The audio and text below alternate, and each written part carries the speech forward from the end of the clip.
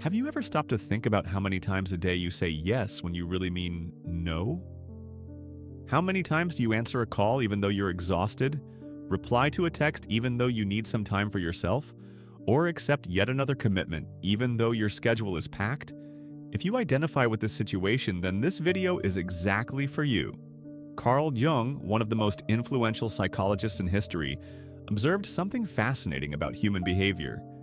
When we stop being constantly available to others, our entire lives transform. And I'm not just talking about having more free time. I'm talking about a profound shift in how we see ourselves, how others see us, and most importantly, how we build healthier, more authentic relationships.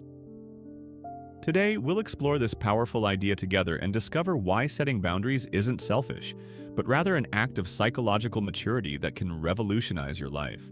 We'll understand what it truly means to be available in Jung's view, why it harms us so much, and most importantly, how we can change this in a practical and conscious way. To understand Jung's idea, we must first distinguish between two very different types of availability. There is genuine availability, that which arises from love, true compassion, and a sincere desire to help. And there is compulsive availability, which is quite different. Compulsive availability happens when we say yes out of fear. Fear of disappointment, fear of rejection, fear of appearing selfish, or even fear of being alone. It's when our availability comes not from a place of generosity, but from a desperate need for approval and acceptance. Jung noticed that many people develop what he called a persona, a social mask we wear to be accepted. And one of the most common characteristics of this persona is always being available, always willing, always saying yes. The problem is that when we live too much through this mask, we lose touch with who we really are underneath. Imagine you have a friend who always accepts all your invitations, never disagrees with anything you say, and is always available when you need them. At first, it might seem wonderful, but after a while you start to wonder, who is this person really? What do they really think and feel? Constant availability, paradoxically, can make us less interesting and authentic people. Jung also observed that when we are always available to others, we end up completely unavailable to ourselves. We don't have time to process our own emotions, to reflect on our needs, or to simply be silent with ourselves. This dynamic creates a vicious cycle where we become increasingly dependent on external validation because we lose connection with our own internal compass. Let's talk about what happens to our minds when we're constantly available to everyone but ourselves. Jung identified a process he called individuation, which is essentially the development of our unique and authentic personality over the course of our lives. When we're constantly available to others, we disrupt this fundamental process. The first price we pay is emotional exhaustion. I'm not just talking about physical fatigue, but a deeper kind of exhaustion. It's when you feel like you're giving, but getting nothing in return, not even from yourself. You become like a well that everyone can tap into but never refills. Jung realized that this creates an interesting phenomenon. We begin to develop unconscious resentment. On the outside, we keep smiling and saying yes, but inside, a part of us is furious. This repressed anger doesn't go away. It builds up and eventually explodes in unexpected ways, damaging the very relationships we were trying to preserve through our constant availability. Another psychological price is the loss of one's own identity. When you're constantly adapting to the needs and expectations of others, you stop knowing what you truly want, like, or need. It's as if you were a chameleon that has changed colors so many times that you've forgotten what your original color was. Jung observed that this also affects our ability to make decisions. People who are always available often suffer from chronic indecision because they have lost touch with their own inner voice. They are constantly looking for external clues about what they should do, think, or feel. And perhaps the highest price is the superficiality of relationships. When you're always available, people don't have to work hard for your attention or affection.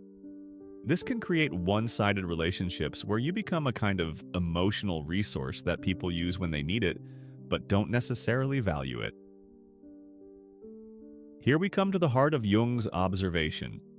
When you stop being constantly available, you force a complete reorganization of your relationships and your very identity. It's like removing a pillar from a building. The entire structure must readapt. The first shift happens within yourself. When you start saying no to some things, you automatically say yes to others. And often that yes is to yourself, to your time, your energy, your needs. Jung saw this as a crucial step in the individuation process because you are taking responsibility for your own life instead of letting it be directed by the demands of others. Setting boundaries also has a profound effect on how you see yourself. When you realize you can say no and the world won't end, when you see that you can set boundaries and people will still like you, and if they don't, maybe those relationships aren't so healthy after all. You develop a sense of personal power you may never have experienced before. In relationships, the changes are even more dramatic. When you're no longer always available, people start to value the time they spend with you more. It's the basic law of supply and demand applied to human relationships. Something that's always available loses perceived value, while something scarcer becomes more precious. Jung also noted that when you set healthy boundaries, you attract healthier relationships. People who respect your boundaries and don't get angry when you say no are exactly the kind of people you want in your life. Meanwhile, people who get irritated when you're not always available reveal a lot about their own insecurities and unresolved needs. Another fundamental shift occurs in the quality of your presence. When you're not always rushing to meet everyone's needs, when you have time to process your own experiences and emotions, you become a more interesting, more centered, and more present person when you truly choose to connect with someone. Now let's talk about something Jung considered inevitable. When you start setting boundaries, some people in your life won't like it at all. And understanding why this happens is crucial to staying on track. Jung had a concept called projection, which is when we attribute qualities, feelings, or responsibilities to others that are actually our own. Many people project onto us the responsibility for their emotional well-being. When you were always available, you were unknowingly supporting these projections. When you stop being constantly available, these people have to confront their own insecurities and needs, and that's uncomfortable. It's much easier to blame you for changing or being selfish than to take responsibility for your own emotional stability.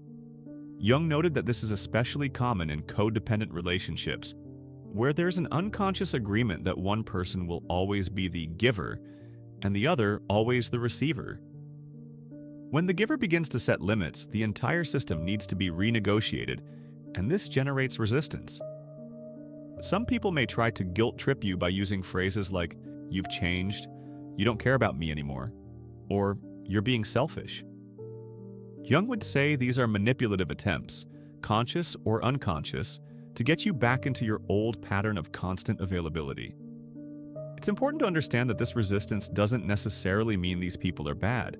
It could simply mean they haven't yet developed the emotional maturity to handle more balanced relationships. Some people will grow with you in this process, others may not. Jung also observed an interesting phenomenon. People who truly love and care about you may initially resist change, but eventually come to respect you more when they see you're establishing healthy boundaries. True love wants to see the other person grow and become more authentic, even if that means less availability. The key is to stay strong during this period of resistance, remembering that you are not responsible for others' emotional reactions to your healthy choices. And since we're talking about change and personal growth, how about you give the channel a boost, subscribe, and like this video? It really helps me keep bringing you content like this. And tell me in the comments, have you ever had this experience of setting limits and noticing the changes it brought? Now let's get to the point. How you can start applying Jung's wisdom to your real life. Understanding theory is one thing, but putting it into practice in your daily life is another. The first step, according to Jung, is to develop self-awareness. You need to start noticing when you're saying yes out of fear rather than genuine desire. Try a little experiment. Before responding to any request, pause for a few seconds and ask yourself, am I accepting this because I truly want it, or because I'm afraid of how the person will react if I say no? Jung always emphasized the importance of small steps. Don't try to change everything at once, as this can be very challenging for both you and those around you. Start by choosing low-risk situations to practice saying no. Maybe it's declining an invitation to something you really don't want to do, or not immediately responding to a message when you need some time to yourself. A very useful technique is what we can call a reflective pause.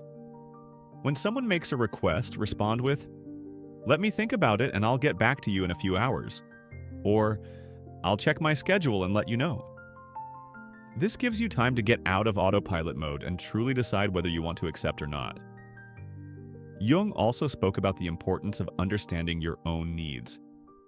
Many people who are always available to others no longer even know what they themselves need.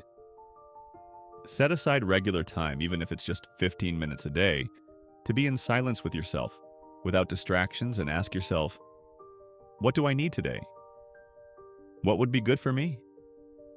Another practical strategy is to create what Jung might call protective rituals, routines that ensure you have time for yourself. This might mean not checking your messages before a certain time in the morning, setting aside a weeknight just for yourself, or having a weekend day where you don't accept social commitments. Jung also emphasized the importance of communicating your boundaries clearly and kindly. You don't need to give long explanations about why you're saying no. A simple "I can't do it this time" or "I'm not available" is enough. People who truly care about you will accept this without hesitation. And remember, setting boundaries is a skill that develops with practice. At first, it may feel uncomfortable, even selfish. But Jung would say this discomfort is natural. You're undoing patterns that may be years or decades old. Be patient with yourself during this process. Jung taught us that failing to be constantly available isn't an act of selfishness, but rather of psychological maturity and self-love. When you stop saying yes to everything and everyone, you're saying yes to your own individuation, to your growth as a unique and authentic person.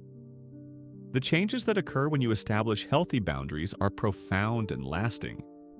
You develop more balanced and genuine relationships, discover who you truly are beneath others' expectations, and build a solid foundation of self-esteem that doesn't depend on constant approval from others.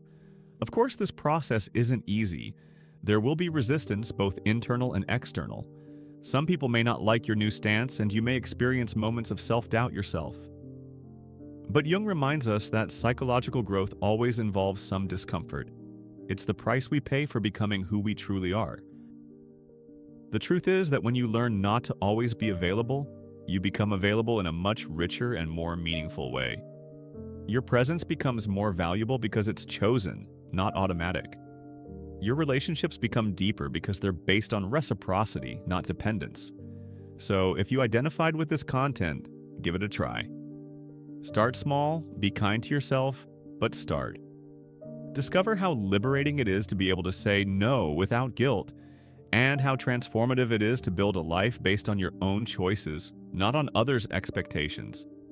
Because ultimately, as Jung observed, when you stop being constantly available to everyone else, you finally become available to the most important person, yourself. And that may be the most revolutionary change you'll ever make in your life.